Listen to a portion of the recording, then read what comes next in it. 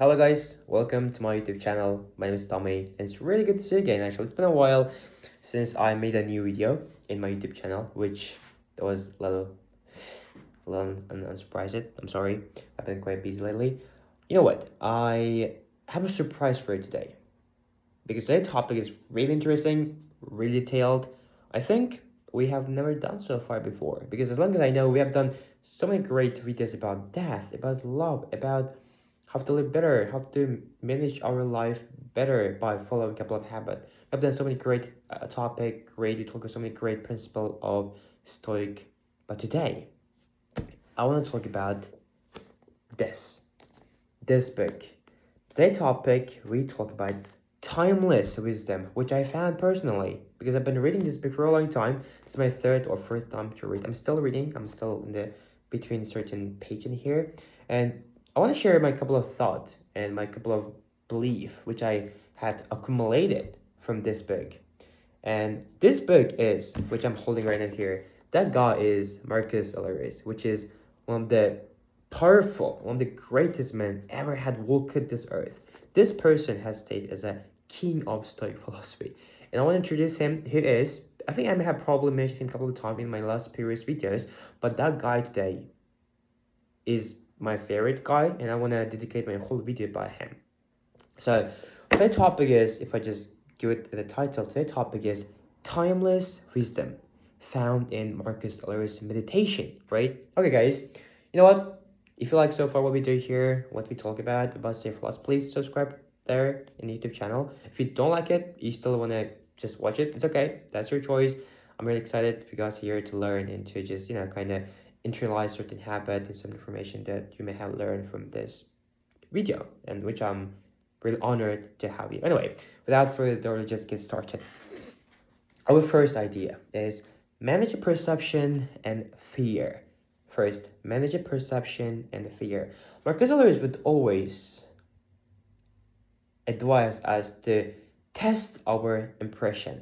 There's a really great principle which I love. It's called alcoholic anonymous principle. It's a principle, basically idea where the false evidence appear real. By kind of using this principle into your life, you can break down all anxieties that we have our life. Marcus Aurelius would advise us that we cannot just trust our first reaction, because the first reaction that our brain, our mind construct, right? And because Stoicism is presented as a rational way of thinking, which help us to break down this rational way of thinking, irrational fears that we have. When you face some intimidation, when you face some challenges in life, Marcus Aurelius advise us to pause, to reflect. Marcus advise us to evaluate this all the worst scenarios that we have, if it is really as catastrophic as it is that we think, or because ask the question the validity of our emotion, if it's really based on anything real, like are you feeling this emotion because it's real, or we just make things up in your mind. My favorite YouTuber, my favorite author, Ryan Holiday, I think I talked about him a lot before. I'll tell you guys, he's a worth of watching. He's got so many followers in his YouTube channel. He's written so many numerous bestseller book about Stoicism, about philosophy generally. He's my first mentor. And here's the reason why I got into Stoic philosophy in the first place. He actually said that not what your enemy sees or hopes to see, but you have to see what is in there, right? So Marcus, author Ryan Holiday noted Epictetus. Epictetus, the guy who had a big influence on Marcus Aurelius. He taught Marcus Aurelius to always we must subject our opinion to test of the truth, right? So Marcus Aurelius was anxious, and also he was first-rate emperor, right? He would use this all the principle, all of the patterns to calm himself down, to regain his consciousness by proving that one of the most wealthiest, one of the most powerful persons of our subject is irrational anxieties as all we do, right? So Marcus Aurelius would always remind himself this expensive things, expensive items, expensive jewelry, all of them are just the thing. He would say that look at this expensive food. this expensive food, you just cook it meat or cook it the bird. Look at this expensive or delicious wine. It's just basically a juice. Look at this expensive clothes that he wears or she wears. It's basically made of material and some colorful stones are put it, right? So Stoicism doesn't stop you enjoying from life, but Stoicism enable us to able to think. Stoicism ensure that we don't act shamefully, we don't act embarrassingly in the pursuit of thing which is not even important, which is not even the crucial thing to chase. So Stoicism doesn't reject the word. Stoicism seek the balance. So Marcus Aurelius would always so or kind of encourage his readers to learn about his stepfather Antonimus. Antonimus was his stepfather who would always use his wealth, his like financial comfort without apology and without arrogance, right? So goal is from here is that you can be grateful for what you have, but you shouldn't be care so much. So losing it would make you upset, or losing it makes you bad people. Okay, our second idea. So our second idea is dealing with difficult people, right? So I want to start. Marcus Aurelius actually started his book two in meditation with a great metaphor of how you can prepare yourself for the day.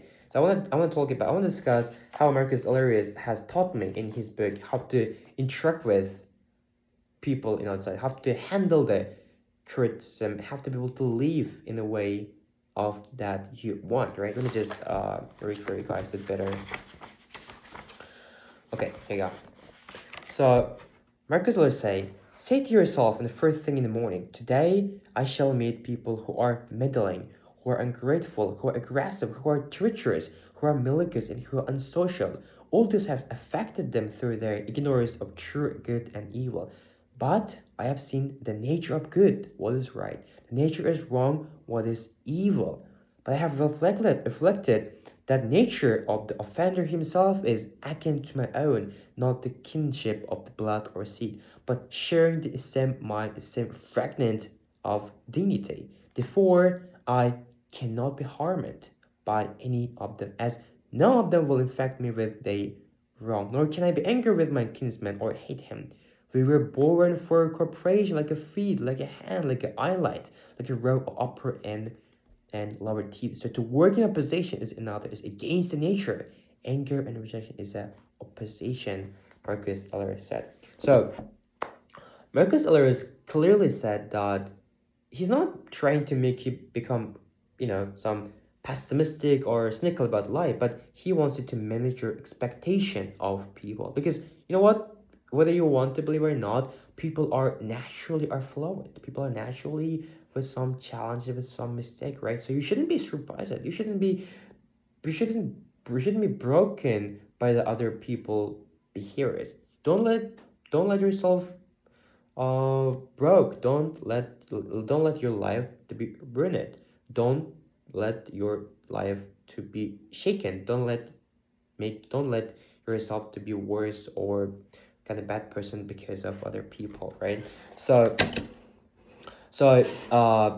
Marcus Aurelius reminds himself all of the wrongdoers, all of the thing that people does wrong are just simply part of human family, right? Marcus Aurelius said that we all come here to do our job. People who are doing the bad job, they're just basically doing their job. But you should be lucky because your job is not doing the bad job. Your job is practice kindness. Your job is practice forgiveness. Your job is helping other people. Your job is to find your purpose, find in the balance in life. Your job is to leave this life better than you found, Marcus Aurelius said. Other Marcus Aurelius believe that we all come here for cooperation, like in your foot, like in your hand. As you can see, we have a two hand, two leg, two ear, and two upper and lower teeth, right? We just all of them work opposite to each other. If your left hand for doing your left things, your right hand's doing the thing that is done by right stuff, right? Your left hand, your leg also.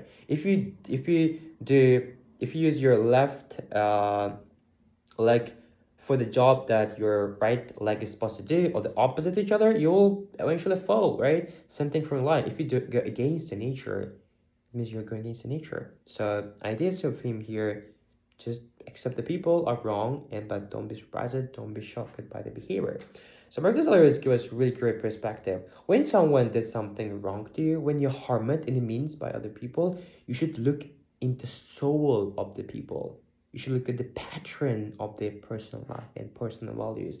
You shouldn't try to impress them, or nor you shouldn't make them to become person who will hurt your fellow citizens, right? Marcus Aurelius said that when you are hurted or when you are criticized, try to question yourself. What is the last time you have acted that way? Recognizing that everyone also does mistake, everyone also act under a certain problem, certain situation. We can easily let up this anger go by granting same forgiveness, same grace to other people as you give yourself when you make a mistake. You are able to move easily, right? Okay. Our third idea, living with principle, character, honesty, and right action. Well, that's actually emphasized as a key principle of Stoic philosophy. When you are wronged, when someone did something wrong to you, the best revenge is not be like them. That's what Marcus always would say, right? You can be only hurted, you can be only damaged if you let this external opinion, if you let other people action to make your character worse, to make your character worse there than it is, right? So I will tell you, Marcus Aurelius would always hate despicable of people. People who would say, you know what, he did something wrong to me, and I will go to his level and I will do something wrong back to him. He would hate this type of people. Marcus Aurelius say, honesty should be in a state mode, like default mode. Honesty should be as visible, undeniable, and as smelly in the room. Honesty shouldn't be something you should announce. Your honesty has to be shown before you tell that you're an honest person, right? Do the right thing. Marcus Aurelius said that. Do the right thing, despite of whether you are emperor, whether you're ordinary people, despite of the scale of the problem you have, whether it's big or large. Do just right thing. Marcus Aurelius mentioned in his book 6:2, just you do right thing, rest doesn't matter. He insists that even though you have a bad problem, you have a good problem, even though the problem is really big or small, you cannot do right thing, right? And rest doesn't matter. Your job basically do right thing, rest you have to care about, right? It also applies to regardless of your circumstances, regardless of your condition, also when you face the death, right? Okay.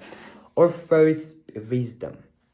Stoic perspective on change and self-improvement. So I wanna really, I think we have like this tendency to believe that we have our current era, like this modern 21st century, or we have like the set of challenges are uniquely difficult or uniquely unprecedentable. We think that changing is bad. We think that changing has brought all the challenges we have in life, but changing is one of the oldest, one of the consistent feature of universe. Just drawing from the Marcus Aurelius meditation, Marcus Aurelius would say that our life in state of into constant flush rush into existence and then out of it. So Stoic takeaway is that it's really stupid. It's really crazy for us to feel distracted, to feel kind of dislike toward changing, as is changing is one of the natural of universe, right? So one of the advice I can give you, instead of like, complaining about change, instead of like thinking change is really bad, one should accommodate it. One should adopt it and live as better as you can, right? Okay. So Marcus Aurelius, despite having so much power, despite having a tremendous amount of wealth, also absolute power over people, despite of he was surrounded by so many people who would say or do exactly what he wanted to hear, he would refuse to stay comfortable. Marcus Aurelius would say that growth required to live out from your comfort zone. Growth required to step out from your comfort zone, do the hard thing, right? As a he would always pick the hard thing, such as he would train in his undominant hand, that he was not trying to stay as stagnant, right? So take away from here, you shouldn't choose easy path. You should choose always hard path. Obstacle the way. That's the fundamental truth of Stoic philosophy. So always pick the hard path, because by resisting your limit, by challenging yourself, by doing a thing which you've been avoiding, you can toughen up you. You can make you can make your character strong. You can make your life strong. Eventually, you'll become the people that your country needs and your people needs. Right? Okay. Our fifth idea: maintaining stoic equanimity and amidst adversity. So, you know what? Marcus Aurelius faced immense amount of challenges in his life, personally and externally. He faced plunges. He faced war. He faced like betraying. In this hard time, Marcus Aurelius redefined what's really meaning to be fortunate. He said that instead of seeing luck as external circumstances, he defined it luck as a internal position of good intention, good character, and good action, right? So this shift help individual like us to be able to stay grounded when you're faced with challenges or when our life seems really messy or difficult, right? So in meditation 611, Marcus Aurelius would say that we all have faced challenges or like where we're basically knocked out by the course of circumstances. We knock out our path. We basically become mess. But Stoic path is not avoiding the mistakes. Stoic path is how you can fast go back and return to your path, right? So you know what? Growth is measured in Stoic principle. How you can quickly return to your rhythm after you face failure in your life, right? So, and Marcus Aurelius used this really great metaphor of rock against which wave crushes. Idea is that when you go to ocean, when you go to sea, you can see that when weather gets really bad, when it's gonna start raining, and ocean gets really dangerous. Ocean gets really deadly place to be, right? But rock still stays strong. Rock still remains strong. The rock basically represents our emotional stability. Life represent this ocean represent our life, right? By taking a pause, by stopping for a minute, we can instead of like impulsively imply this noisy of word, we can always like calm ourselves down. We can always reflect and always settle our inner water, which help us to find clarity in life, which help us to find the meaning in life, which help us to find a solution, hope in life when you are faced in challenges, right? Okay. Our sixth idea: leading with integrity focuses on character and power. So my favorite author of YouTube, Ryan Holiday, I said about him before, he points out irony about that. Despite knowing ourselves best, we always let other people's opinion and external action to dictate our path in our life, right?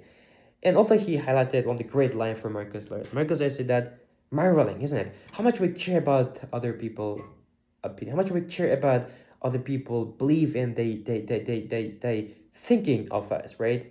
If you were forced to be a trans person one day, we would struggle to live at least one day, even one day in life, right? So ideas from here, the lesson is from here, doesn't give a shit about other people, but giving it less significance, like caring less significant of what people think, what people believe about you. That's idea of stoic idea, right? Because we cannot control what people think, what people say about us. But we can also control how do we react to what's happening to us, right? So Marcus Aurelius would encourage his readers to keep his stepfather with Anton as a ultimate model, right? One of the great virtues that Marcus Aurelius liked about his stepfather was his contentment, his simplicity, his generosity, his ability to accept unfair criticism without bitterness and without rebellion, right? By keeping such a great model in your mind, we can always maintain clear consciousness, right? And he refers a powerful line from the Alexander Greatness and his mirror driver.